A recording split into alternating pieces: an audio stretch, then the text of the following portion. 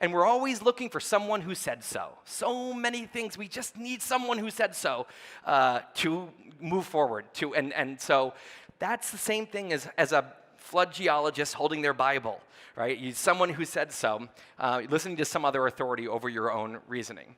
And so I like to kind of create just a little term for this that helps me remember it. I call it cooks and chefs.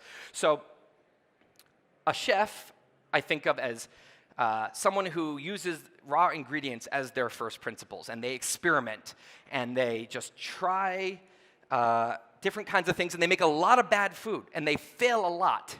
That's part of it, because they're raw experimenting. But sometimes, when they come up with something good, it's totally original. And all the cooks then, who follow recipes, are suddenly looking over, wait, what are they doing, right? Think about the iPhone, right? There was a recipe, and it was not that. There was a recipe, you had a keyboard, for example, but Apple didn't say, well, we have to have a keyboard, of course, so let's make it a nice, clicky, Apple-y keyboard. They said, what should a mobile device be? And they just went totally to first principles, and they puzzled their way up with today's technology, not 5 years ago, and by the time they got to the top, there was no keyboard, and then, of course, all the cooks suddenly see the good idea, and they copy it.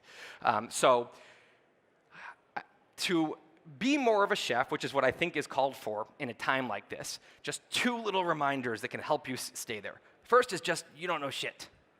And I mean that in that there's some Bibles in your hand right now that you are, without thinking about it, just totally assuming are correct about how the world is, about how it's going to be in the future, about what's good and bad.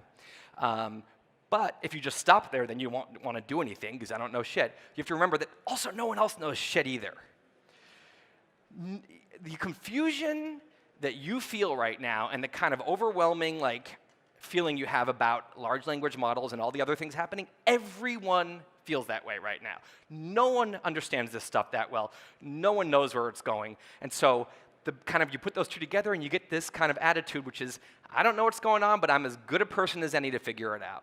And that's, I think, the kind of mentality that can actually help you be most effective in a time of crazy rapid change.